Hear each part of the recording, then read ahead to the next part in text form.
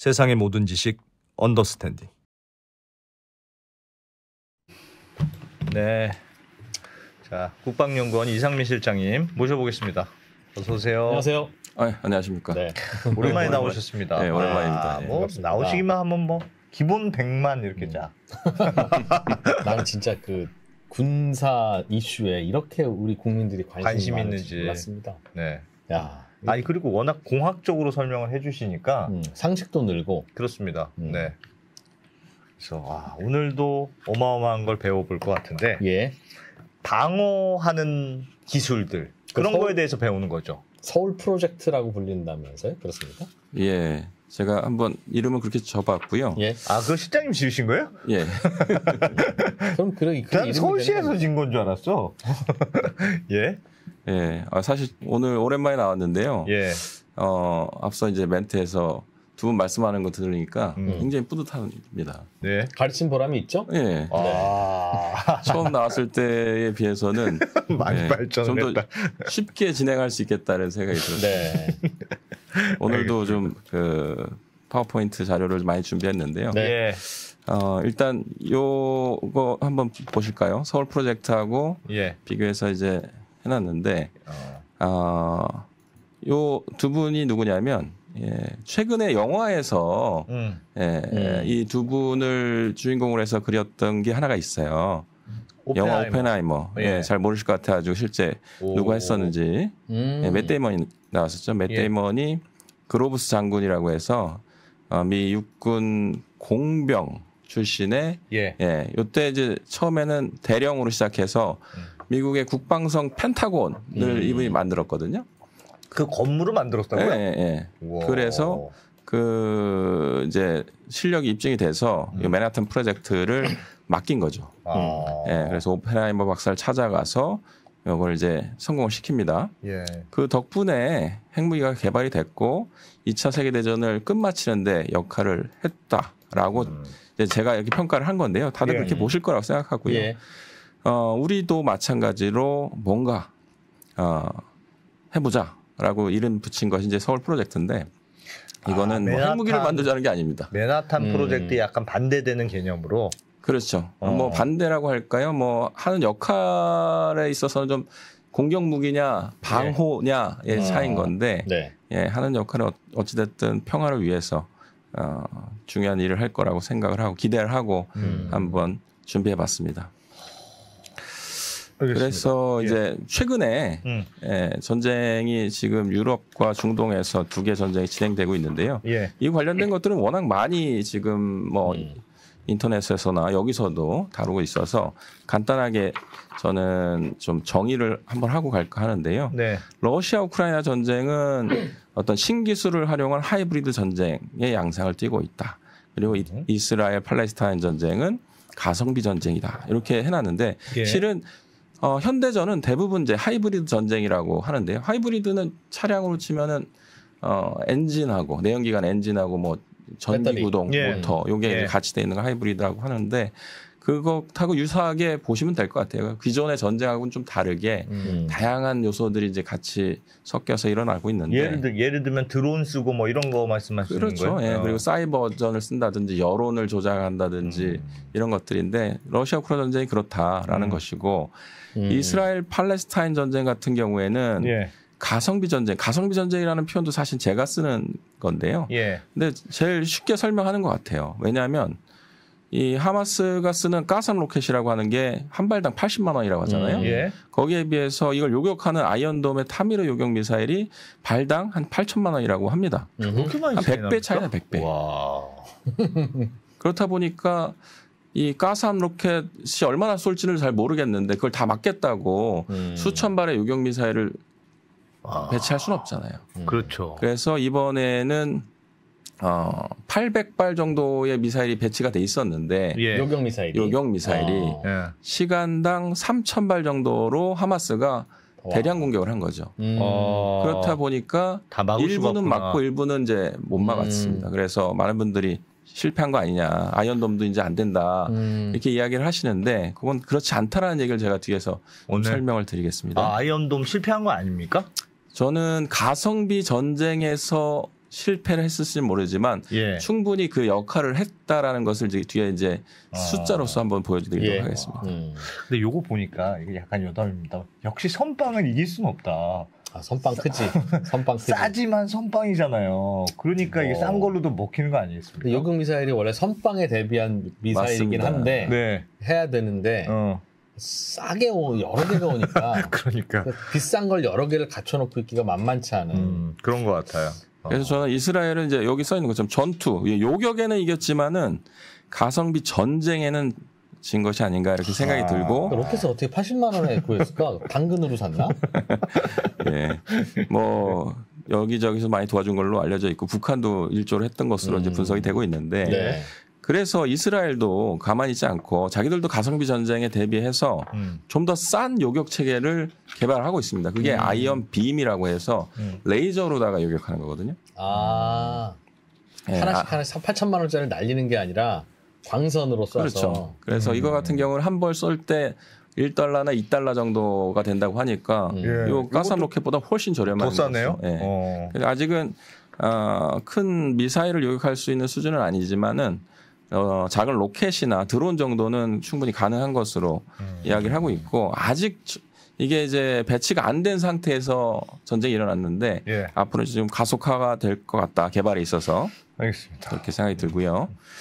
자, 먼저 이제 우크라이나에 대해서 보면 이 왼쪽에 그래프 보면 이제 전쟁 초기에 작년 2월에 시작이 됐는데 그때 피해가 이렇습니다. 근데 보시면 알겠지만 피해율이 확 줄어들죠.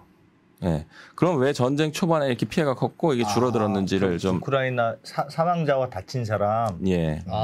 진하게 돼 있는 게 사망자고요. 이게 부상자입니다. 빗금자 쳐 있는 게. 첫 달에 많이 다쳤다는 거죠. 월별 그렇죠. 그래프니까. 예, 2월에 시작했거든요. 2월 24일인가 시작했는데 전쟁 초반에는 우크라이나의 방공 체계가 거의 없었어요. 그런데 그렇다고 해서 그러면 지금 보니까 방공 체계가 없었던 거냐? 아닙니다. 우크라이나는 원래 구소련 국가였거든요. 그렇기 때문에 그 당시에 구소련 국가들은 전부 다 지하 방공호들이 잘 돼 있었어요. 문제는 뭐냐면 경보 체계가 안 돼 있었습니다. 사이렌이 안 울렸어요? 그렇습니다. 그러니까 빨리 대피할 수 있게끔 알려줘야 되는데 알려주지 못하다 보니까 그 방호 시설이 잘 갖춰져 있다 하더라도 사람들이 지상에서 피해를 보게 된 것이죠. 그래서 민간인 사상자의 90%가 폭격으로 발생됐다고 합니다. 세상에. 대피했어야 되는데. 그렇죠. 대피할 수 있는 경보를 안 해준 거예요. 그래서 어떻게 했냐면 민간에서 주도해서 에어 레이드 앱이라고 해서 애플리케이션을 만듭니다. 조기 경보 시스템인데 애플리케이션이니까 스마트폰에서 작동하는 거예요. 이걸 만들어서 정부랑 공조해서 이제 배포를 합니다. 그래서 민간인 피해가 2022년 3월에 파악했을 때 6,900명 정도였던 게 1년 뒤인 올해 2월에는 589명으로 급감하죠. 10분의 1 이하로 줄어들게 됩니다. 그러니까 저쪽에서 미사일이 쐈네 하고 경보를 울려주고 피하세요. 요것만 알려주는 거잖아요. 그렇습니다. 이제 이 589명도 아마 대피할 수 있는 시간적 여유가 좀 더 있었으면 더 줄어들 수 있었지 않았을까 그런 생각도 듭니다. 그래서 이런 경보와 대피 체계가 잘 결합이 되면 민간인들을 보호할 수 있다는 게 여기서 증명이 됐고요. 요 밑에 요거는 제가 지난번에 한번 나왔을 때 보여드렸었는데 제가 유럽에 출장 가서 우크라이나 군인하고 인터뷰하면서 인터뷰하는 도중에 경보가 울린 거예요. 스마트폰이다 보니까 인터넷만 돼 있으면 어디 가나 이게 울리더라고요. 그래서 좀 양해를 구하고 제가 사진을 찍어서 이렇게 사용하고 있고요. 그다음에 옆에 오른쪽에 지하철 방공호 이게 뭐 급주해서 팠겠습니까? 기존에 있었던 거거든요. 사진도 한번 지하에 들어가서 이제 이불도 가지고 가서 대피해 있는 사진이죠. 일단 폭격인데 지하철역으로 우리도 들어가면 됩니까? 그 얘기를 좀 오늘 좀 드리려고 하는데요. 이스라엘 같은 경우는 아이언돔이 개발됐고 그리고 생활 속에서 방공이라는 게 이제 방호라는 게 되어 있거든요. 예를 들어서 2019년도에 지금 2023년이니까 4년 전에 하마스에서 똑같이 이제 공격을 합니다. 하는데 아이언돔으로다 이렇게 높은 요격률을 이제 보여주고 있어요. 예. 그리고 사람들도 많이 이제 대피해서 살 수 있었고 예. 실패도 합니다. 일부. 예. 그런데 요격을 하더라도 여기서 교훈은 뭐냐면 공중에서 요격을 하더라도 그 파편들이 어디에 가겠어요? 아래로 떨어지죠. 밑으로 떨어지겠죠. 예, 집 안으로 떨어집니다. 예. 그런 사례들이 보도가 되고 있어요. 그렇다 보니까 여기 왼쪽에 보시면 이 한국분이에요. 인터뷰를 최근에 한 것 같은데 가정집에서 2000년대 이후에 지어진 집들에 대해서는 이게 법으로 방공호를 필수적으로 하게끔 돼 있어요. 집에 바로 지하로 내려갈 수 있는 게 있어요. 네, 그러니까 뭐 아파트라면 지하까지 가는데 시간이 오래 걸리겠지만 여기는 뭐 그렇게 고층 아파트들은 아니고 단독 주택이거나 뭐 빌라 정도 수준이라면 지하를 활용할 수도 있고요. 그리고 또 집 안에 대피할 수 있는 그런 공간들도 있어요. 요 밑에 보면 요 버스 정거장이라도 있지 않습니까? 요게 방공호예요. 아이들 그림 있고 막 그런 거. 네, 이거 낙서를 했을 뿐이지 요 안으로 들어가면 파편이나 이런 거에 대해서 할 수 있게 돼 있고. 그럼 집안의 방공호도 파편만 피하면 되면 유리창이 없는 방이면 되겠네요. 그렇게 해놓는 것 같아요. 그다음에 놀이터도 이거 실제로 어떤 이제 모형을 만들어 놓은 것 같은데 놀이터예요. 여기 안에도 들어가면 그렇지. 놀다가도 빨리 피해야지. 놀다가 집에 갈 수는 없잖아요. 그렇지. 그러니까 여기서는 뭐 핵이나 이런 거에 대한 대비보다는 어떤 이제 로켓으로 인한 파편들, 폭풍 이런 것들에 대해서 대비한 것이다 이렇게 보시면 좋을 것 같고요. 실제 올해 하마스가 3,000발 쐈을 때 아이언돔이 무력화됐어요. 그렇게들 다들 표현을 합니다. 그런데 적시 대피를 했기 때문에 이게 10월 7일 공격이 있었는데 다음 날 기준으로 보니까 사망자 250명 중에 로켓 피해가 제로였다. 그런데 이제 이스라엘은 당연히 방공 시스템이 잘 돼 있고 경보도 잘 되고 대피도 잘 되게끔 되어 있는데 제 생각에는 이 초기에 3,000발 중에 800발 아이언돔이 800발이 배치돼 있었다고 했잖아요. 800발이 처음에 날라오는 800발을 다 막았어요. 100%는 아니겠지만 막아주면 그 시간 동안에 사람들이 대피할 수 있는 시간을 더 벌 수 있지 않겠습니까? 그러니까 모든 걸 다 막 떨어지긴 떨어지는데 다 못 막으면 떨어지는데 시간을 지연하면 대피를 할 수 있다는 컨셉이군요. 이스라엘도 그 하마스가 있는 가자지구 여기서 이스라엘까지 거리가 불과 몇십 킬로예요. 그러니까 담벼락 하나 넘으면 이스라엘이니까 그렇죠. 쏘고 나서 떨어질 때까지 시간이 몇 분 안 걸린다는 거죠. 근데 우리나라도 비슷한 상황이라는 겁니다. 우리도 가깝죠. 38km라고 하는데 한 40km 북쪽에 군사분계선이 있어요. 그런 점들을 고려하면 지금 이스라엘 사례를 우리가 좀 벤치마킹을 해야 되지 않을까 싶은데요. 그래서 요격체계 아이언돔 요게 만능은 아닌 건 맞아요. 근데 그렇다고 해서 요번에 뭐 무력화, 불필요하다 이런 표현들은 좀 과한 것 같고요. 나름 역할을 했다. 그리고 중요한 것은 경보 전파에 이어서 방어 시설로 얼마나 빨리 대피하느냐 이것이 중요한데 이스라엘은 생활 속에 주변의 방어 시설 바로바로 대피할 수 있는 공간이 있는 거예요. 그러니까 최대한 막을 만큼 막아주고 그 버틴 시간 동안 알람을 빨리 보내고 알람을 보내는 동안 어디로 잘 숨는다. 그렇죠. 근처에 있어야 돼요. 이게 뭐 그럴듯한 방공호를 정말 잘 지어놓는다 하더라도 끝까지 가는 시간이 오래 걸린다고 하면 차 막혀 가는데 그러면 안 되죠. 그렇죠. 그리고 그런 것들을 이제 종합해 보면 결국 전쟁이라든지 테러라든지 이런 것들은 도시에서 주로 발생이 될 수 있다. 최근의 전쟁 양상을 보면 그리고 민간인들이 피해를 많이 보고요. 그렇게 하는 거는 상대방의 이제 전쟁 의지를 이제 무력화시키려고 하는 그리고 테러 효과를 극대화시키는 그런 목적을 갖고 하는 거고. 그런데 이제 오폭에 의한 것도 있을 수 있고 아까 요격할 때 이제 떨어지는 파편들 이런 걸로 다 이제 부수적 피해들이 발생되게 됩니다. 그래서 조기 경보하고 대피 시설 확보만 가지고도 민간인 피해를 최소화할 수 있다라는 게 이제 교훈이고요. 두 번째는 지난번 제가 이제 여기 왔을 때 회복 탄력성 얘기를 많이 하고 K 인프라 이런 얘기를 했었어요. 전기, 통신, 데이터. 이거 이제 거의 입에 달고 다니는데요. 여기서도 그런 것들만 잘 갖춰지면 국민 피해를 줄이는데 도움이 된다. 전력과 통신만 유지만 되면 기존의 인프라를 쓰는데 전혀 지장이 없어요.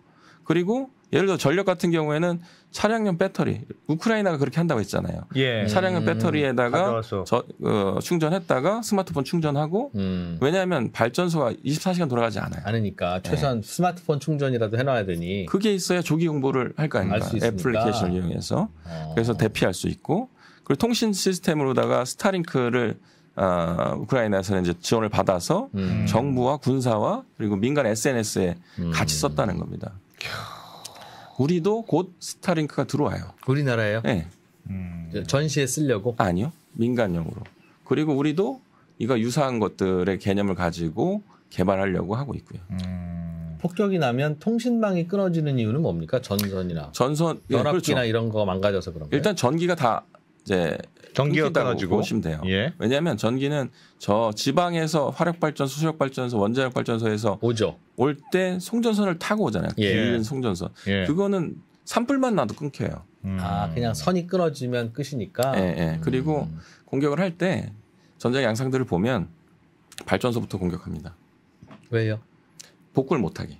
전기를 끊어놓으면 작전이 안 되고 민간인들도 불편할 뿐만 아니라 이제 연결이 안 되니까. 그렇지. 김일병 저기 어디까지 오는지 모니터를 한번 보자. 모니터가 안 나옵니다. 아니 그러면 진짜 공격할 때 발전소하고 통신망 그거 두 개 제일 먼저 공격할 것 같은데. 맞아요. 그리고 뭐 방송국 같은데 여기 방송국이니까 위험할 수 있어요. 저희야 뭐 크게 건드리지는 않을 것 같습니다. 저희는 전쟁이 나면 또 이제 그쪽 편으로 싹 붙기 때문에 저희를 공격하면 불리해집니다. 어찌됐든 앞으로는 이런 좋은 신기술들을 스타링크 같은 것들 그것만 있는 건 아니죠. 우리가 잘 모르는 기술들을 잘만 활용하면 대비가 될 수 있겠다라는 것이고 또 가성비 전쟁의 양상을 봤을 때 돈 너무 많이 쳐들여가지고 하면 누가 그걸 좋아하겠습니까? 최소한도의 비용을 들여서 최대의 효과를 낼 수 있는 그런 방안들을 찾아야 된다라는 것이고요. 그래서 저는 여기서 도시형 방어 체계 우리가 살고 있는 도시를 어떻게 조금만 손을 내서 대피도 잘하고 생존하는 데 도움이 될 것인가. 그쪽으로 방향을 갖고 서울 프로젝트를 좀 구상을 해봤어요. 네, 서울이 제일 위험한 사실은 가깝고 위험하고 그렇죠. 중요하니까.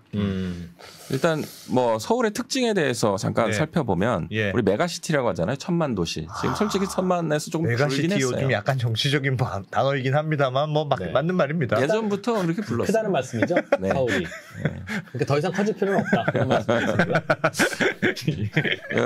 보시면 안보적으로 봤을 때 아까 이제 휴전선, 군사분계선에서 38km 정도 떨어져 있다고 했는데요.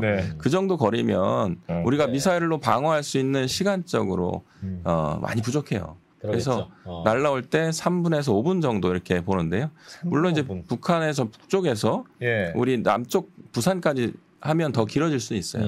하지만 우리 기준은 지금 이제 서울 수도권을 가지고 얘기했을 때는 3분 이내에 거의 대부분 날라온다. 왜냐하면 북한의 장사정포나 이런 것들이 다 우리 휴전선 근처로 다 내려와 있어요.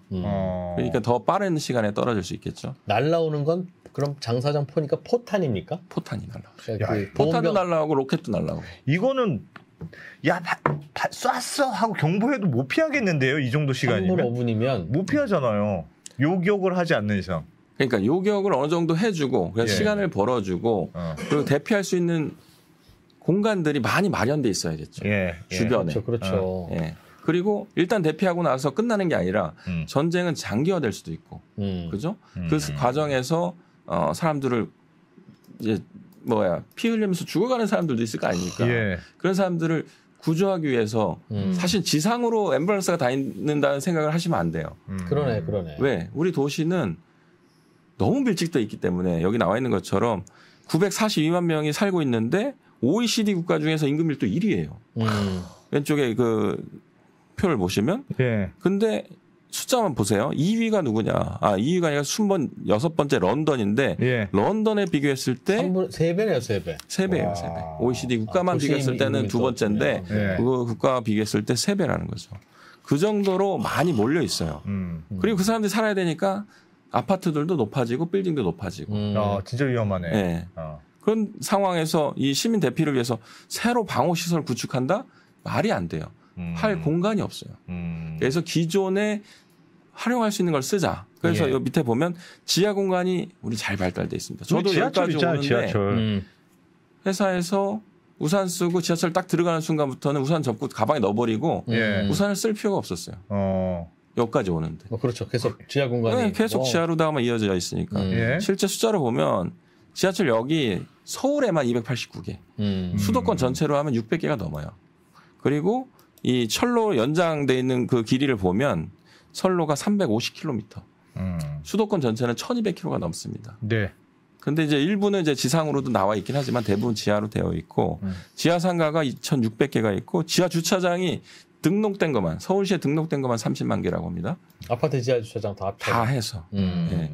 그러면 간단한 계산으로 우리가 942만 명이라 했잖아요. 네. 그러면 한 개 지하 주차장만 따졌을 때 주차장에 30명에서 40명씩만 들어갈 수 있다고 하면 거의 다 지하 주차장으로다가 그러네요. 대피할 수가 있어요. 그 정도면 충분히 들어가죠. 네, 주차장만 잘 이제 활용할 수만 있다면 얘기고요. 네. 그래서 이런 것들이 다 사실은 다 연결돼 있지는 않아요. 그렇죠. 예. 최근에 진 것들은 좀 연결이 잘 돼 있지만 떨어져 있단 말이죠. 분절돼 있다라는 얘기를 하는데 그걸 연결하는 것만으로도 어떤 효과가 있느냐? 일단 대피를 하고 그 사람들 아까 이제 구하러 간다고 할 때 그렇죠. 지하로다가 모든 게 이루어질 수 있다는 거죠. 있을 수 있으니까. 예를 들어 큰 병원들도 다 서울에 있지 않습니까? 작은 병원, 큰 병원들. 그 병원들을 잘 활용하려고 하면 지상으로 사람들을 운반해서 보낼 수가 없어요. 근데 지하로 해서 안전하게 갈 수만 있다고 하면 그 병원들을 그대로 활용할 수 있다는 것이죠.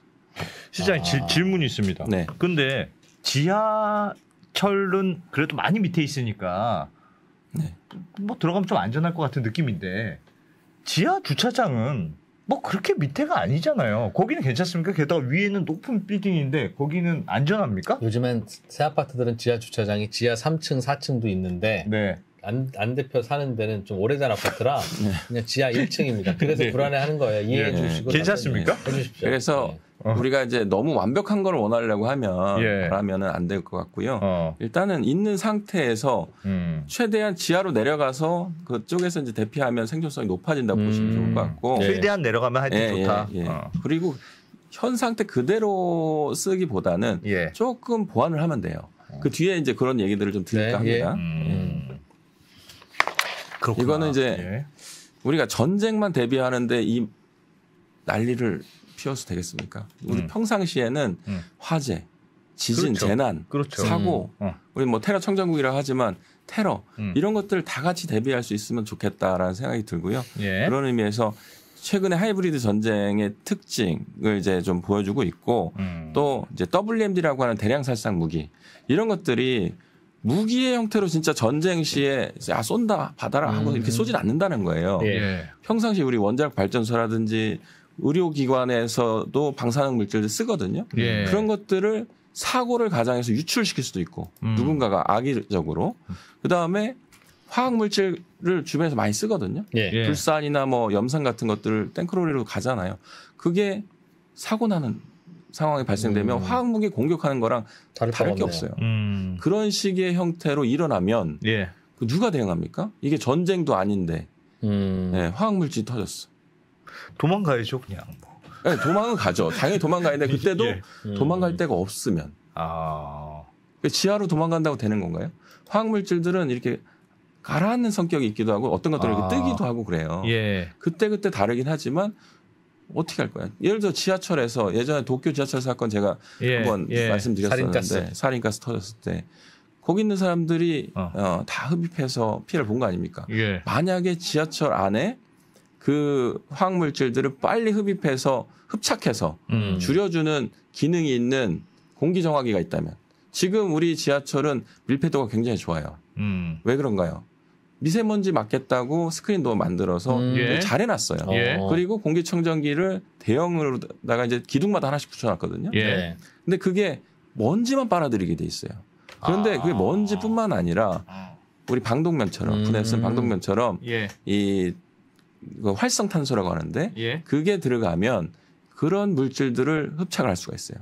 그리고 지하에서 화재도 발생합니다. 지하철에서 의도적으로 할 수도 있고 예, 사고에 의해서도 할 수 있는데 그럼 일산화탄소나 그런 유독가스들 나왔을 때 그런 것도 흡착하는 거는 그냥 먼지 빨아들이는 그 필터가 아니라 그 활성탄소로 돼 있는 필터가 있어야 돼요.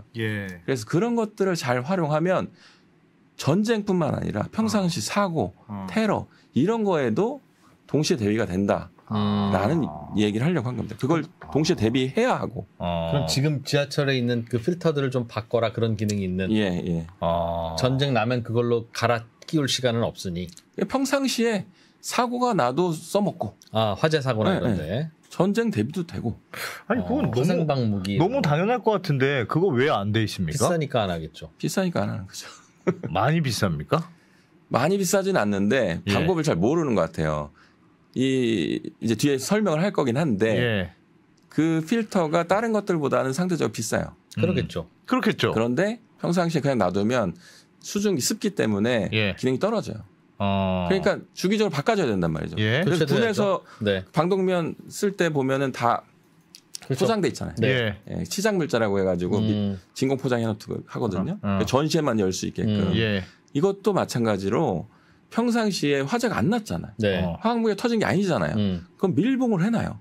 그런데 그 누가 가서 이렇게 뜯고 하는 게 아니라 그걸 기계적으로 밀봉해놨다가 센서가 화재 감지가 되거나 또는 어떤 화학물질, 오염물질이 발생이 되면 자동으로 그쪽으로 흐르게끔 하는 기능의 제품들이 유럽에서는 판매되고 있어요.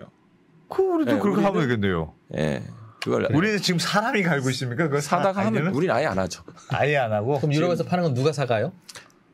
나토나 저도 이제 유럽에 그런 전시회 갔다가 봤는데 나토에 적용되거나 또는 독일 제품이었는데 독일 쪽에서 쓰는 것 같아요. 그 동네 도시에서는. 그러면 갈지 평소에 계속 안 갈아도 되고 유사시에만 그게 작동되네. 뭐를 잘 쓴 것 같아요. 우리도 이 방호 장비나 물품들 생산 능력이 되게 좋거든요. 근데 옛날 방식이에요. 뒤에도 나오겠는데 마스크도 이게 써서 막 그 불고 땡기고 해서 밀착도가 잘 됐는지 이렇게 하는데 미국에 갔더니 미국은 그냥 딱 빼서 쓰면 그냥 탁 붙어요. 그냥 딱. 아니요. 자기가 숨 쉴 필요도 없이 자동으로 배터리가 돌아가가지고 공기를 빨아들여서 정화시킨 데 공기를 안에 공급해 주는 거예요. 이걸 양압식이라고 하는데 뒤에 사진이 나옵니다.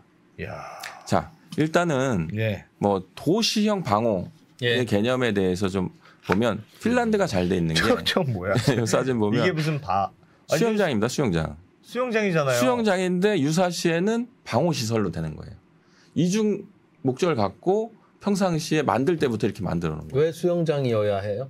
아니 대표적으로 수영장으로 해놓은 건데 지하에다가 핀란드 추우니까 뭐라도 평소에 좋은 거 써야 되니까. 그렇죠. 예를 들어서 우리도 제가 학교 운동장을 지하를 파서 거기에 수영장을 만들면 어떻습니까라는 얘기를 지난번에 한 적이 있어요.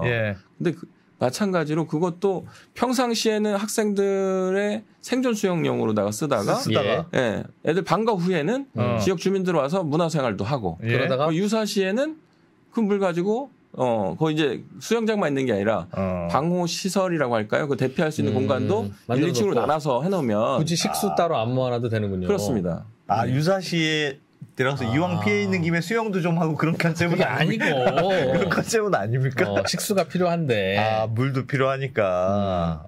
그래서 평상시에 지하 공간을 생활하고 방호 이중 목적으로 잘 쓰고 있는데 우리도 그렇게 했으면 좋겠다라는 것이고 다시 한번 말씀드리지만 화재, 사고, 테러, 전쟁 이걸 동시에 대비할 수 있는 개념으로 갈 수 있으면 그렇게 좋겠다라는 것이고요.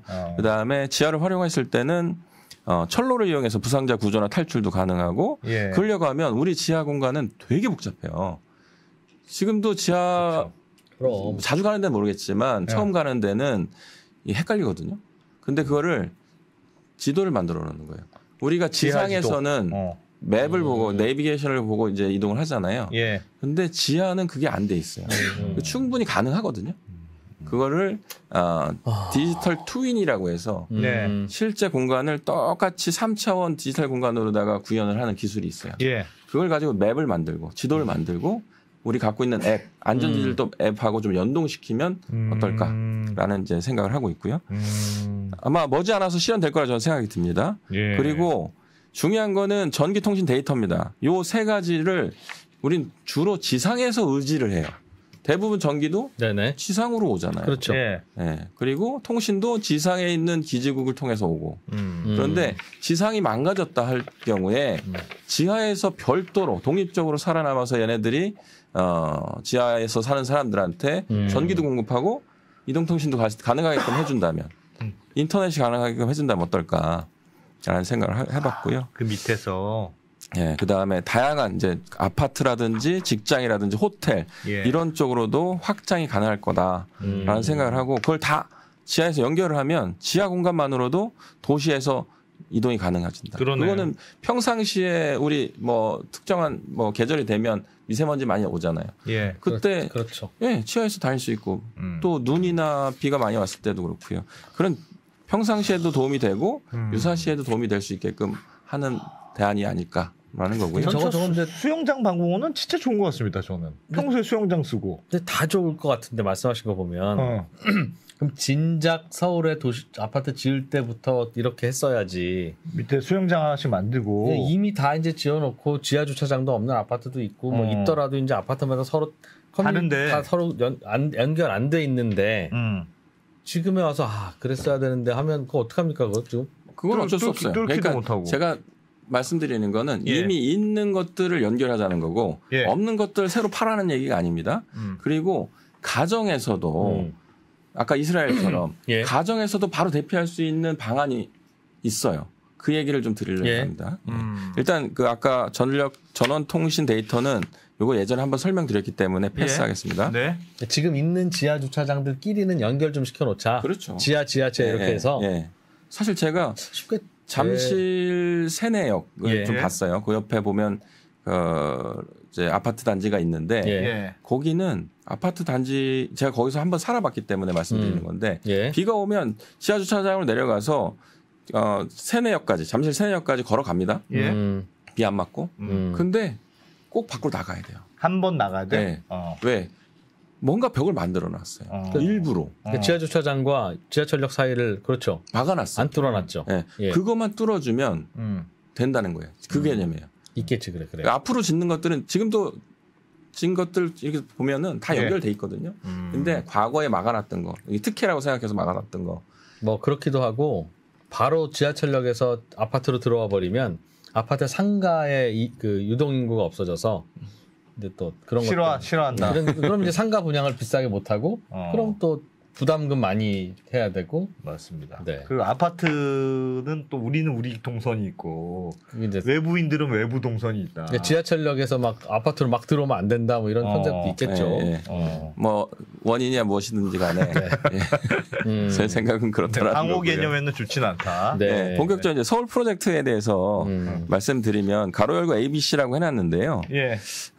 ABC는 두 가지 의미를 여기서 갖고 있어요. 하나는 요 밑에 박스 쳐놓은 것처럼 아토믹 핵무기, 네. 바이올로지컬 생물무기, 케미컬 화학무기. 그래서 이걸 이제 뭐 WMD 대량살상무기라고도 부르는데 ABC라고도 과거서부터 이제 혼용해서 쓰고 있습니다. 예. 근데 우리 이제 서울 프로젝트도 애칭이 그러니까 닉네임이 서울 프로젝트고 원래는 저는 ABC 프로젝트로 생각을 했었어요. 예. 이것도 여기 이제 알파벳 대문자를 좀 보시면 Alive in the Big Cave. Big Cave면 큰 동굴이잖아요. 예. 거기서 생존해서 살 수 있는 그런 개념을 갖고 만들어졌다. 지하에 네. 큰 동굴을 만들어야 된다. 그렇죠. 그리고 밑에 컨셉 해놨는데 ABC 프로젝트는 화재, 충격파, 화생방 오염물질 이걸 ABC라고 했잖아요.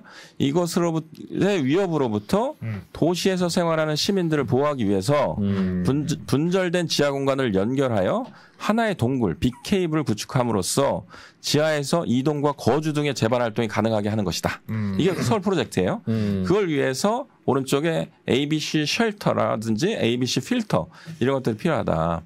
ABC 쉘터는 방폭, EMP 방호, 화생방 방호 이런 것들 다 할 필요는 없고 대상물에 따라서 선별적으로 어떤 거는 방폭하고 화생방 방호, 어떤 거는 EMP 방호만 이런 것들이 하나의 쉘터로다가 가능하게끔 그런데 저게 이동식이어야 한다는 겁니까? 이동식도 이동식이죠. 이동식인데 이거를 이동식으로 설치도 하지만 예를 들어서 가정에 어떤 공간에다가 이걸 이제 그 쉘터를 이렇게 딱 갖다 놓는 게 아니라 판을 가져가서 조립도 할 수 있게끔. 우리 이케아 가면 캐비넷 같은 거 캐비넷을 파는 게 아니라 캐비넷을 쪼개서 팔잖아요.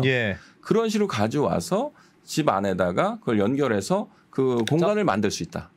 근데 그 딱 유사시에 바쁜데 그걸 평상시에 이렇게 맞추고 그걸 평상시에 해놓을 수 있게끔 하자는 건데요. 그 대상을 이제 뒤에서 좀 보여드릴게요. 그냥 급하면 장롱으로 들어가면 안 됩니까? 장롱이 철판으로 돼 있으면 가능해요. 철판으로 돼 있어야 되니까? 파편? 아니죠. 파편도 있겠지만 뒤에서 일단 이걸 보면서 설명을 드릴 텐데 에비 쉘터 이렇게 일단은 이제 이건 하나의 예예요. 요게 실제로 적용되고 있는 사례입니다. 이거는 일반적인 컨테이너랑 달라요. 방폭 기능이 있어서 외부에서 큰 압력이 가해지거나 어떤 파편이나 이런 것들이 날아와도 견딜 수 있게끔 만들어져 있어요. 이게 어디 쓰이냐면 산업단지에 그 화학산업단지 같은 데 있잖아요. 그런 데서 사고 나면 폭발 사고 나니까 거기에 곳곳에 설치해놓고 일단 저기로 피해라. 그런 데도 들어가고 또는 우리 국방과학연구소 같은 데서 미사일 시험 같은 거 할 때 근처에서 이렇게 관찰하잖아요. 잘못 떨어지면 다치니까 거기에 뭘 볼 수 있는 공간에 이런 걸 갖다 놓고. 오펜하이머에도 그런 장면 나옵니다. 그렇죠. 그런 용도로 다 쓰이는데 이거는 이제 공장에서 찍어서 갖고 오는 것이고 여기 기능을 보면 핵무기, 화생방, EMP에 대해서 다 방어가 되게끔 하는 거고요. 그리고 그걸 위해서 방폭, 공기 정화, EMP 차폐 기능을 갖고 있는 거예요. 저거 다 있어야 되구나. 그리고 적용 분야가 이렇게 다양한데 뒤에 있어요. 이거 하나로 설명드리는 게 쉬운데 일단 국민, 정부, 국방 이렇게 나눠봤어요. 그래서 일단 국방부터 보면 우리 이제 지휘소라든지 탄약고 이런 것들도 현재 방어가 사실은 약하거든요. 그렇다고 그걸 또 새로 지려고 하면 비용이 많이 들고 또 어떨 땐 또 이동도 해야 되니까 처음부터 이동식으로 한다든지. 이동식 컨테이너 박스. 그 다음에 우리 가정 같은 경우에는 이 집에 보면 팬트리라고 있어요. 있죠. 요즘 보면 팬트리들 많이 하거든요. 거기에 그래서 새 아파트 가야 되는 겁니다. 거기는 지하에 수영장도 이미 있지. 팬트리도 있지. 근데 안 대표님 집에는 다 없지 않습니까? 지금? 없습니다 지금. 지하 주차장도 없습니다. 심지어 지하 주차장도. 어떡하나. 이 팬트리는 그냥 어떤 물건을 보관하는 장소잖아요.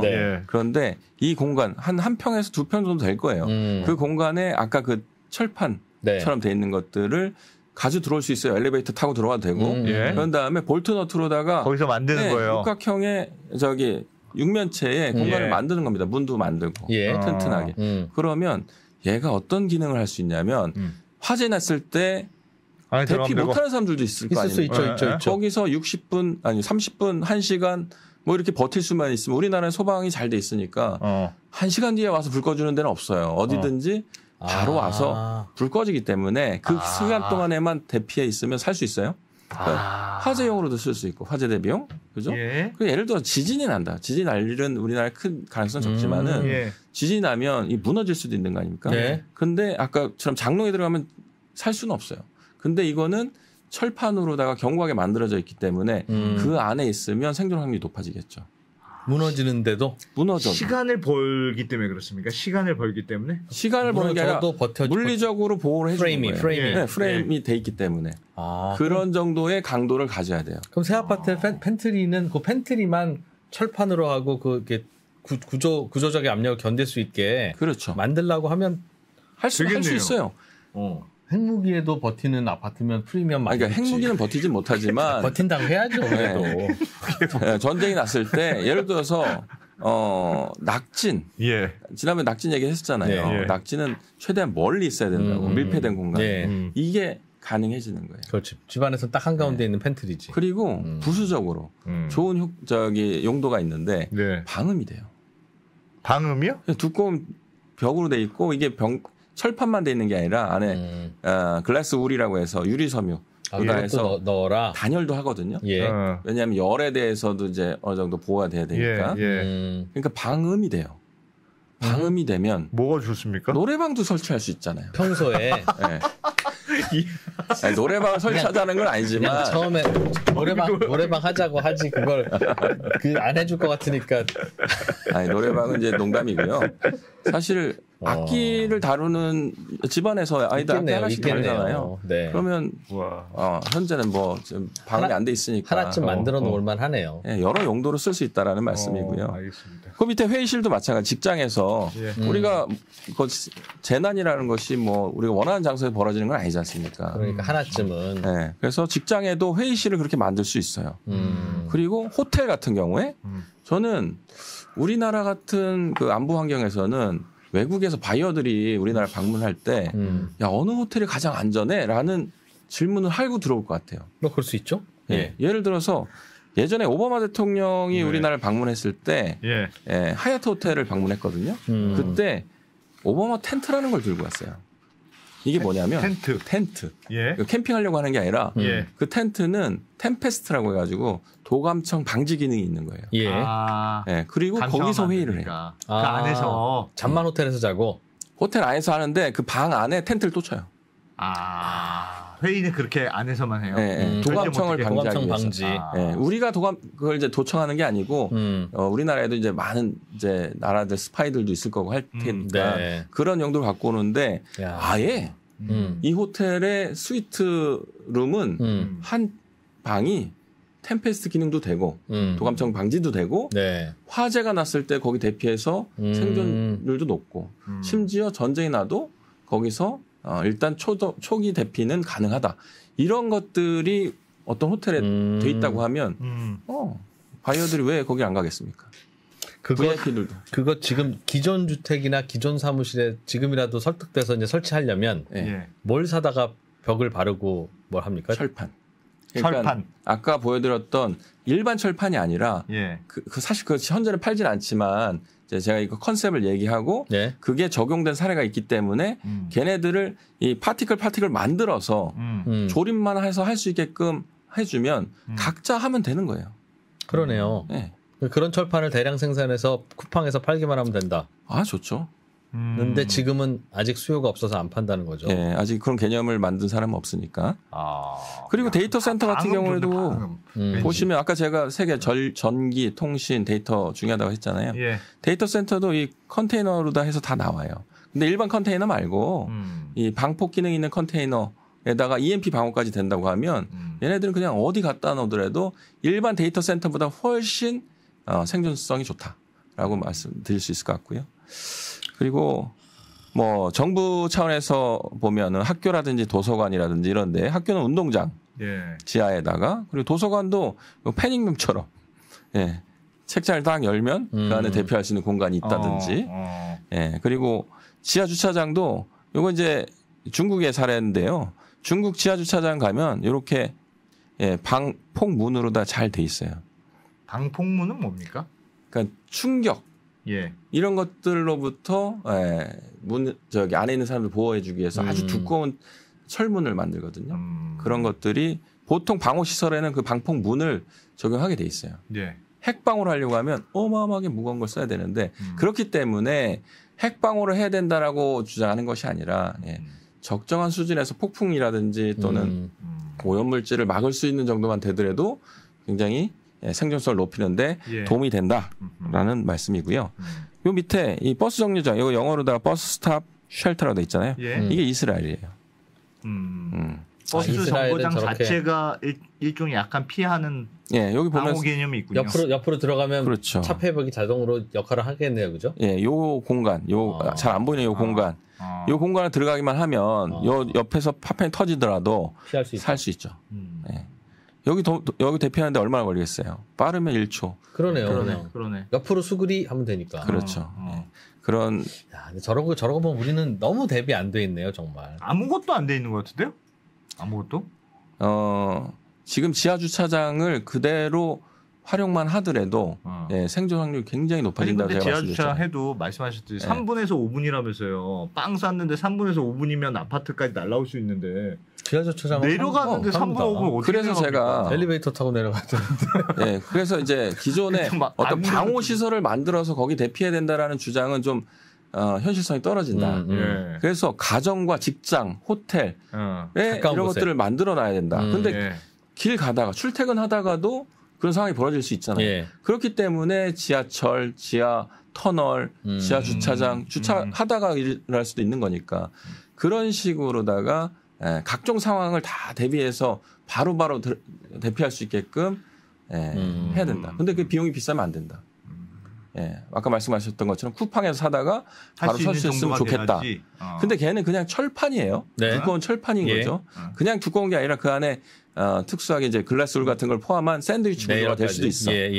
그런데 화학 공격이라든지 또는 화재로 인한 가스나 이런 것들은 아까 필터로 막아줘야 된다 했잖아요. 그 필터를 요 앞에 가운데 이게 해놓은 거예요. 스마트 필터, ABC 필터라고 해서 얘는 공기를 정화할 수 있고요.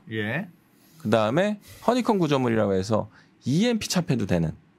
그리고 그 폭풍파가 들이닥쳤을 때 그 충격으로부터 걔네들이 다 망가지면 안 되니까 그걸 이제 방폭 밸브라고 해서 겉으로 이렇게 쌓아놓은 게 있어요. 충격이 딱 오면 입구를 딱 막아줘요. 필터 입구를 딱 막아주는. 그게 이제 방폭 밸브인데 계속 작동하도록. 네. 그리고서는 스프링으로 돼 있어요. 그래서 충격이 딱 멈추면 다시 원위치. 네, 그런 게 있어요? 아니면 있어요. 팔아요. 판다는 건 누군가 산다는 건데. 군에서 방호 시설들 만들 때 이걸 쓰게 돼 있어요. 아, 사령관님 지휘실에는 지휘소. 그러니까 일반인들은 살 수가 있습니까? 살 수 있어요. 아니. 살아날 수 있는. 살아남을 수 있는. 난 바이예요. 예, 구매할 수 있고요. 예, 그걸 해서 설치해 놓으면 생존 확률이 매우 높아질 거라고 집에 공기청정기를 그런 기능 있는 걸로 갖다 놓읍시다라는 뜻입니까? 공기청정기를 하자는 건 아니고 아까 공기청정기는 지하철 그렇게 해서 여러 사람이 쓰는 데는 그렇게 가야 된다는 생각이 들고요. 집안에서는 아까 팬트리처럼 어떤 한 공간을 그 밀폐 공간으로 만들면 거기 사람이 살려고 하면 공기가 계속 들어갔다 나왔다 해야 되잖아요. 필터 하나는 있어야 된다는 거지. 공기가 들어갔다 나왔다 할 수 있는. 거기에 이 스마트 필터를 적용하면 어떻겠느냐. 된다. 집에 저런 거 하나씩 만듭시다. 그 말씀이죠? 네. 집, 직장, 호텔. 다. 네. 호텔에도 필요하고 그리고 집에도 필요하고. 네, 이렇게 컨테이너 형태로 되어 있는 건 공장에서 사다가 군대 갖다 놓으면 탄약고에도 쓸 수 있고. 자동차 안으로 숨는 건 어떻습니까? 자동차 완벽할 것 같은데요. 쇠로 돼 있고 필터도 있고 철판이고. 노래방 이게 장착해. 방음 자동차를 지하 주차장에서 타고 있으면 좀 괜찮을 수 있는데 지상에 있다고 생각해 보세요. 예를 들어서 이제 핵이 터지면 굉장히 고온이거든요. 열 때문에 자연 발화라는 게 일어납니다. 뜨거워서. 그러면 타이어는 당연히 발화가 되고 그리고 자동차에 뜨거워요? 뭐가 있어요? 휘발유가 들어있잖아요. 그게 위험한 거예요. 불이 붙어 폭발하죠 당연히. 그리고 핵이 터지지 않더라도 어떤 파편 공격을 이제 미사일 공격이나 이런 것들을 받아도 마찬가지고요. 그리고 아까 이제 밀폐가 잘 돼 있다고 하는데 북한이 만약에 화생방 공격을 한다라고 하면 이 화학 무기만 쏘는 게 아니라 파편을 일으킬 수 있는 재래식 탄하고 같이 쏴요. 그러면 그걸로다가 유리창 깨지고 그런 상태에서 그러니까 지상에서 뭘 하겠다는 생각은 아예 버려라. 유사시가 되면 우리 민방 훈련할 때 차 세워놓고 지하로 대피하라고 하잖아요. 무조건 지하로 대피. 지하 없으면 집안에 있는 어떤 안전 그 룸을 만들어 놓고 거기로 대피. 이스라엘처럼 하자. 근데 그거를 하려고 하니까 돈이 들잖아요. 자기 돈이 들잖아요. 그리고 그 공간을 잡아먹잖아요. 생존을 위해서 꼭 필요함에도 불구하고 그런 이제 생각을 한다는 거죠. 그래서 정부 차원에서는 지자체 차원에서는 제도나 이런 것들을 좀 정비를 해서 예를 들어서 용적률을 좀 높여준다든지 또 그런 것들을 알아서 했을 때 지을 때부터 알아서 반영을 해서 하면 예를 들어서 취등록세를 조금 낮춰준다든지 그리고 또는 이제 그 공간을 전용 면적으로 안 잡고 공용 면적으로 잡아버리면 할 수 있다는 거죠. 왜? 공간이 넓어지니까. 그런 이제 생각들을 좀 해봤고요. 그걸 지자체나 정부에서 좀 알아서 할 수 있게끔 해달라고 오늘 나온 거예요. 그리고 이제 서울 지하철이 좋은 거는 이 왼쪽 거는 워싱턴 DC 미국 사례인데 미국은 9.11 이후에 대도시에서 핵이 터질 가능성을 우려해서 이런 가이드라인이라든지 대비들을 아주 잘 해놨습니다. 그걸 이제 처리할 수 있는, 대응할 수 있는 부대도 DC 주변에 다 있고요. 예. 근데 기본적으로 거기는 지상에서 모든 걸 해요. 지하 공간이 많지 않기 때문에 예. 대부분 지상을 통해서 대피하고 지상에서 뭐 제염도 하고 정찰도 하고 이런 식이거든요. 예. 근데 우리나라는 서울 같은 경우에는 지하 시설이 너무 촘촘하게 잘 돼 있다는 겁니다. 그래서 그 지하 공간을 이용해서 할 필요가 있다라는 이야기를 드리는 거고 그러려면 아까 제가 지하 공간이 너무 복잡하다고 했잖아요. 그 지하 공간에 대한 지도를 만들어야 되고 예. 지하 안에서 내비게이션을 작동시킬 수 있어야 되고 그런 기술들은 다 있습니다. 그게 기본적으로 디지털 트윈이라고 해서 예. 요즘도 많이 쓰이는 기술이지 않습니까? 네, 그걸 활용해서 똑같이 현실처럼 디지털에 예, 구현하는 거죠. 그래서 그걸 앱하고 좀 연동을 시켰으면 좋겠다라는 말씀이고 그리고 왜 우리가 지하를 활용해야 하냐면 예. 이제 사후 관리라는 거는 방호는 어떤 일이 벌어지기 전에 하드웨어를 잘 갖춰놓는 게 방호라면 사후 관리는 그렇게 했음에도 불구하고 일이 벌어졌어요. 그러면 그 안에 있는 사람들이 다 살아있느냐? 살아있는 사람들도 있고 어떤 사람들은 죽어가고 있을 수도 있어요. 그럴 수 있죠. 네, 왜냐하면 방호가 완벽하지 않기 때문에. 예. 그럼 그 사람들을 죽게 내버려야 됩니까? 아니잖아요. 아니죠. 제가 지난번 이 그림을 썼었는데 이게 예. 뭐냐면 핵이 터졌을 때 처음에 그 낙진에 포함되어 있는 방사선의 세기가 처음에 세죠. 그런데 7시간이 지나면 10분의 1로 줄어들고 이틀이 지나면 100분의 1로 줄어든다는 그런 얘기를 했어요. 예. 7-10 법칙이라는 제가 말씀을 다시 한번 반복해서 말씀을 드리는데 예. 그럼 이틀 동안만 잘 숨어 있으면 낙진으로부터 방사선 피폭을 거의 받지 않을 수 있어요. 2주면 더 좋고 더 길면 좋죠. 그런데 그 기간 동안에 누군가는 그 원폭이 터져 있는 그 근처에 대피한 바람에 예. 대피는 잘했으나 예, 어딘가에 깔려 있을 수도 있어요. 그죠? 피를 흘리면서 죽어가고 있을 수도 있어요. 예. 그런데 그 사람들을 구하기 위해서 터지고 나서 몇 시간 안에 누군가가 들어가면 그 사람은 어떻게 됩니까? 피폭이 되잖아요. 예. 지상으로 갔을 땐 피폭이 된다는 거예요. 근데 지하로 가면 이 방사선은 콘크리트가 거의 대부분 막아줍니다. 아, 콘크리트 밑에 있으면 괜찮아요? 네, 그래서 지하 시설들이 유리한 거예요. 핵이 터졌을 때 방사선, 열, 폭풍, EMP, 낙진 이 5가지가 굉장히 위험한데 예. 방사선하고 열은 콘크리트가 거의 다 막아줘요. 그러니까 걔는 일단 무시해도 된다는 생각을 예. 하시면 되고 그런데 낙지는 먼지 형태로 다 떠돌아다니다가 이렇게 들어갈 거 아닙니까? 근데 위에도 막 쌓일 거고 그런데 지하에 들어가 있으면 그 위에 쌓이더라도 콘크리트 층이 두껍기 때문에 그 낙진의 방사선에 의해서 피해볼 가능성이 낮아진다. 그러니까 지하로 다 들어가서 사람 구하고 알아서 또 대피도 하고 그렇게 해야 된다는 얘기를 하려고 이걸 다시 한번 갖고 왔고요. 결론. 예. 네. 서울 프로젝트를 통해서 저는 일상 속에서 방어를 실천할 필요가 있다라는 생각을 하고요. 네. 그렇게 하는 것이 전쟁에 있어서 북한이 우리를 기습 도발할 가능성을 낮추는 효과도 있다. 왜 우리가 잘 대비되어 있으면 기습의 효과가 별로 없어요. 기습은 상대방이 허점을 보였을 때 효과를 보는 거잖아요. 근데 우리가 국민들이 생활 속에서 잘 실천하고 있으면 이 효과가 낮다. 하마스도 기습을 했지만 이스라엘은 잘 대비가 돼 있었기 때문에 로켓으로 인한 피해가 제로였다는 말씀 드렸지 않습니까? 그래서 몇 가지 이제 제안을 했었는데요. 네.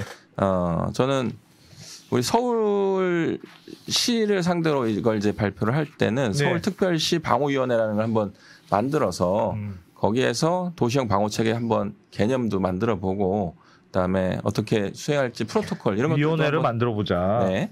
거버넌스가 항상 가장 중요하다고 생각했어요. 결정하면 되겠죠. 대비해야 네. 되겠죠. 예. 그다음에 두 번째는 지금까지 얘기했던 것들을 한번 해보자. 예. 예. 그래서 이게 정말 되는지 안 되는지. 그 비용이 많이 드는 건 아니거든요. 가정 하나 그 볼런티어로다가 선발해서 거기 한번 적용해보고 그거 했을 때 불편하냐? 그럼 개선하고. 저희가 먼저 저희 집에 한번 해보겠습니다. 아, 좋습니다. 소개해 주십시오. 예, 이런 것들을 해보자라는 얘기고요. 그다음에 아까 제가 마스크 얘기했었는데 여기 이제 보시면 요게 미국에서 판매되고 있는 마스크, 우리나라에도 판매됩니다. 이거는 기존의 마스크 대비 되게 편해요. 딱 뒤집어 쓰기만 하면 돼. 그러니까 아이들이나 노약자들도 굳이 마스크를 쓰고 호흡 되게 힘들거든요. 그렇게 하는 것보다는 이거는 이제 시야도 확보되니까 너무 좋죠. 자동으로 방독면 마스크 방독면 저거는 어디서 팔아요? 이거는 쿠팡에서는 안 파는 것 같고요. 예. 아마존에서. 야, 그래 저렇게 좀 생겨야지. 답답해서 어떻게 비싸요. 한 10배 정도 비싸요. 얼마? 10배면 얼마예요? 이게 한 50만 원 정도 할 거예요. 우리나라 방독면들은 일반 국민 방독면들은 한 5, 6만 원이면 사는데 그거 10배인데 그래서 저는 이거 너무 과도하게 비싸다. 근데 대량 생산하면 싸지겠죠. 이것도 대량 생산했는데 그 가격이거든요. 거의 독점이라 그래요. 그런데 한번 만들어 보고 싶어요, 제가. 그래서 뭐 선물로도 가능하면 나중에 드릴 수 있었으면 좋겠어요.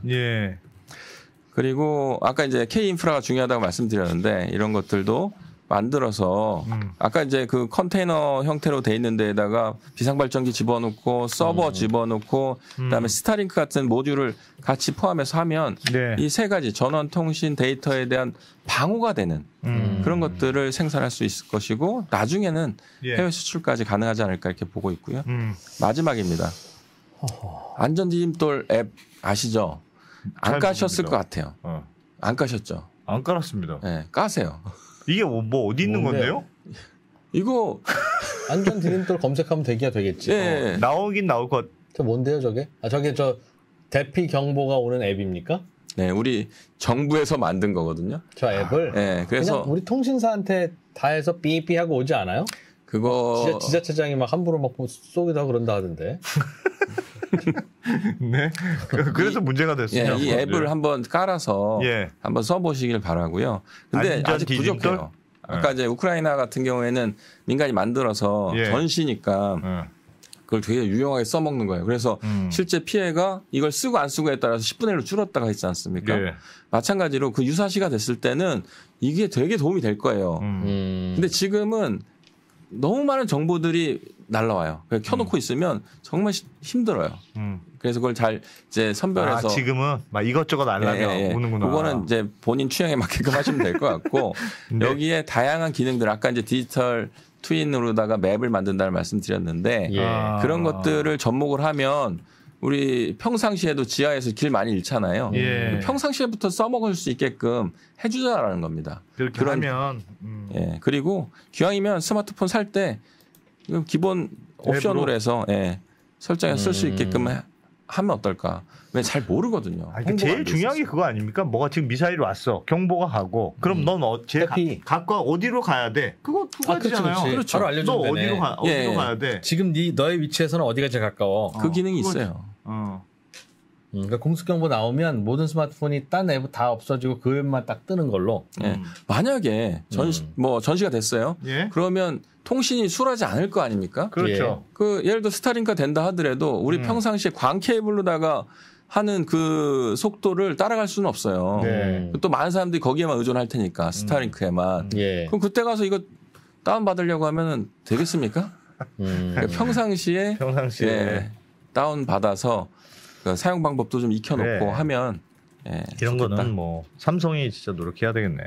근데 질문이 있습니다, 실장님.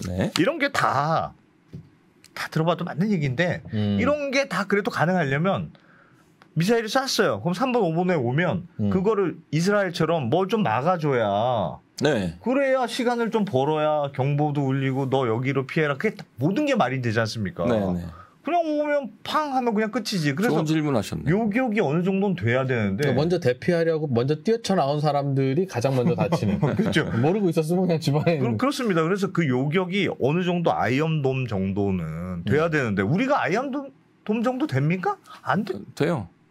우리도 있어요? 네. 무슨 제가 지난번에도 설명드렸었는데 날라오는 미사일과 포탄을 우리도 같이 맞출 수 있는 뭐가 있다고요? 3K라는 표현을 예전에 반복해서 말씀드렸었는데 삼축 우리 한국에도 한국형 삼축 체계라고 해서 킬체인, KAMD, KMPR이라는 게 있다고 했어요. 킬체인은 북한이 쏘고 나서 그 원점을 우리가 타격할 수 있는. 너 쏜 놈이지 하고 쏜 놈한테 쏘는 거. 또는 이제 핵을 쏠 것 같다라면 미리 제압하는 그런 개념이 킬체인이고 KAMD는 코리아 에어 미슬 디펜스라고 해가지고 하늘로 날아오는 미사일과 항공기를 우리가 공중에서 요격하겠다라는 그 체계가 KAMD예요. 예. 예. 그리고 KMPR은 대량 응징 보복하겠다는 체계고. 예. 그래서 그 KAMD가 어떻게 보면 미사일 방어 체계니까 예. 아이언돔의 역할도 하는 거고. 예. 얘는 주로 이제 미사일 종류. 큰 거. 네, 큰 것들 막을 수 있고 사실 이스라엘도 아이언돔 말고도 에로 시스템이라고 해서 큰 미사일들은 아이언돔으로 막는 게 아니라 그 다른 미사일 방어 체계가 있어요. 있다. 네, 이란도 적이니까 얘네들이 쏘면 미사일로 쏠 거 아닙니까? 머니까. 네. 그것들은 에로 시스템으로 막고요. 막는데. 하마스 같은 이제 약간 비정규군 같은 이런 애들은 로켓폰들을 쏘지 않습니까? 그런 것들은 아이언돔으로 막고. 이런 식이거든요. 그래서 우리도 KAMD는 미사일 같은 것들을 막고 장사정포라고 하는 그런 것들은 LAMD라고 해서 Low Altitude MD. 얘도 그것도 있어요? 개발 중에 있어요. 그럼 개발 중에 없네. 우리도 두 가지를 개발하고 있다. 그래서 제가 오늘 중요한 말씀을 드리는 것은 예. 이스라엘 사례가 자칫 아이언돔이 불필요해. 얘는 소용이 없어. 대량으로 예. 공격했을 때는 이렇게 인식하면 안 된다는 거예요. 시간을 벌어준다는 거죠. 그래서 우리도 시간을 벌기 위해서는 그런 체계들이 일정 부분은 있어야 된다. 장사정포는 가까우니까 포로 쏠 텐데 포탄이 한 요만합니까? 더 큽니까? 훨씬 커요. 그걸 맞춘다고요? 하늘에서? 장사정포는 종류가 122mm 요즘 그 이스라엘 사태 있을 때 하마스 애들이 막 쏘거나 예, 예. 우크라이나에서 이제 발견됐었잖아요. 예. 러시아 지원해서 그게 122mm. 네. 얘도 이제 방사포라고 해서 다련장이고요. 예. 그다음에 그냥 그 포탄도 있어요. 예. 그 포탄하고 그 로켓하고 이런 것들을 장사정포라고 이야기를 하는데 122mm면 제가 보기엔 요만한데요. 길어요, 걔는. 긴 게 날라온다. 예. 로켓들은 굉장히 길고요. 예. 포탄은 두껍지만 짧겠죠. 짧죠. 이런 거 날라오는 걸 어떻게 맞출까 하는 거죠. 아이언돔이 맞췄잖아요. 그건 아이언돔이니까 그런 거 아닙니까? 아이언돔? 아니요. 이스라엘제. 그러니까 우리나라에 뭐 있냐는 거예요. 우리나라에. 그러니까 우리도 그거를 지금 해야 된다. LAMD라고 하는 개념으로 다 개발하고 있다라는 것이고 그걸 이제 C램이라고 불러요. C램. 네. C가 카운터. 예. 램은 RAM인데요. 로켓. 그다음에 A는 아틸러리, 포, 야포 같은 거. M은 모타 해가지고 박격포. 이런 것들을 막는 체계들을 C램이라고 하는데 아이언돔이 C램이고요. 우리도 그 북한의 장사정포나 이런 것들에 대해서는 우리 나름대로 C램 체계들을 그렇게 개발하려고 한다. 실장님, 그러면 일단 개발을 하는 건 열심히 개발하고. 불안해. 개발하기 전까지 그냥 아이언돔 수입해가지고 그냥 일단 설치하면 안 됩니까? 많이 비싼가 말씀드릴 수는 없을 것 같아요. 많이 비싼가 봐요. 많이 비싸. 한 발당 8천만 원이요. 근데 만약에 우리가 기술이 없어서 사야 된다고 하면 그렇게 사는 게 맞죠. 근데 우리 기술로도 충분히 할 수 있는 것들이기 때문에 그래서 개발하고 있는 거잖아요. 근데 지금 아이언돔은 그러니까 적이 너무나 싼 포나 로켓을 많이 쏘면 무력해지는 건데 이미 그렇게 될 경우에는 어렵다는 게 판명이 됐으면 북한도 그 싼 거 만들 때 북한이 도움이 줬다 하니 뭐 당장 만들 수 있을 거고 북한도 싼 걸로 중심으로 하겠지. 네. 뭐 비싼 걸 쏘겠습니까? 야 그래도 우리 반은 떨어뜨리지 않냐 준비해 놓으면. 그렇지. 싼 걸 일단 왕창 해서. 근데 북한이 2배만 쏘면 똑같은 거 아닙니까 결국은. 그러니까 그 예산으로 다른 걸 해야 되지 않나 싶은 생각이. 오늘 시작할 때는 굉장히 뿌듯했는데 끝날 때는 돼가지고 암담한데요. 궁금한 거죠, 그러니까 그게. 예. 역할이 있다. 아이언돔이 시간을 버는 역할을 했다. 물론 그 맞고 나서 포탄 이제 요격 미사일 갈아 껴야 되잖아요. 네. 그 사이에 날라오는 건 못 막아요. 그렇기 때문에 하마스도 이게 학습을 통해서 배운 거예요. 옛날에도 수천 발씩 쐈는데 보름에 걸쳐서 수천 발 쐈더니 다 막더라. 다 막더라. 막고 또 갈아 껴서 또 막고 하더라. 그러니까 야, 안 되겠다. 1시간 안에 한번 3,000발 쏴봐. 그러니까 그래서 이렇게 된 거예요. 그런데 그럼에도 불구하고 초기에 대피할 수 있는 시간을 버는 역할을 한 것이다. 예. 우리도 마찬가지. 북한에서 대량으로 쏜다 하지만 초기에 막아주는 역할을 할 수 있는 그런 방어 체계들이 있어야만 피해를 줄일 수 있다. 예, 합시다.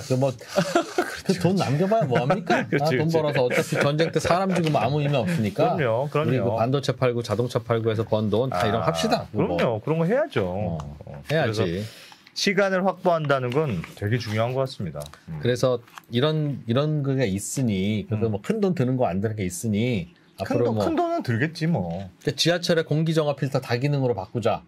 그건 뭐 얼마나 큰 돈 들겠어요. 그거 하면 되는 거니까. 그래서 앞으로 이제 서울시장 이제 선거 때 공약으로 그런 거 해야 된다. 뭐 그런 거.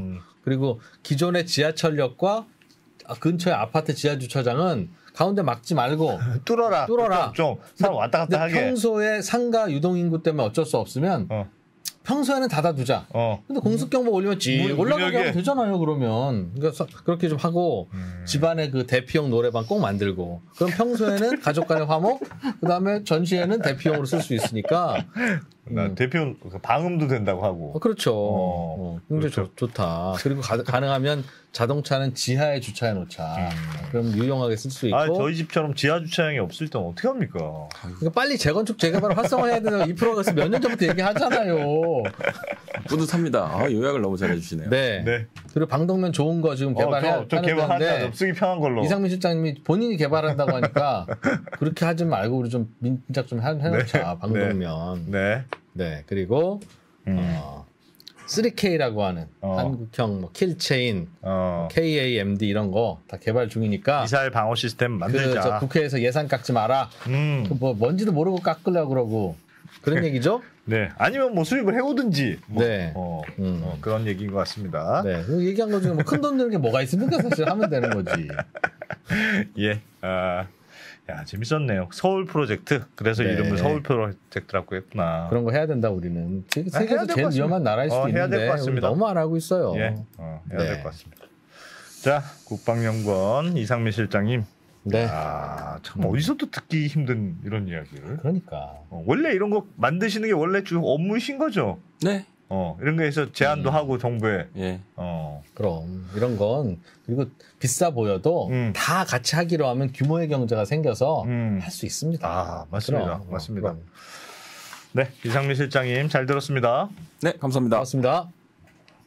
예. 잘 들었죠? 네. 이거 정말 피가 되고 살이 되는 얘기들입니다. 이런 거. 네. 그리고 노래방은 그 태진 미디어가 조금 좀 나. 금연과 이게 양쪽이 쌍벽인데. 네. 내가 보기엔 태진이 좀 나으니까. 왜요? 그게 이제 키가요. 그 원곡이 조금 더 정확한 것 같습니다. 그래서 알겠습니다. 예. 집안에 노래방도 하나 만들어 보시고 유사 씨도 데뷔하고 좋네요. 잘 들었습니다. 차에 배터리 예비로 하나씩 꼭 갖춰놓자. 집은 살 때는 이왕이면 지하 주차장이 있는 집으로 사야 된다. 뭐 이런 것까지. 새 아파트. 좋다. 새 아파트가 좋다. 커뮤니티 시설 가면 막 지하 3층에 골프 연습장 있고 좋아요. 그렇답니까? 가본 적이 없어가지고. 알겠습니다. 네, 저희는 내일 또 돌아오겠습니다. 고맙습니다.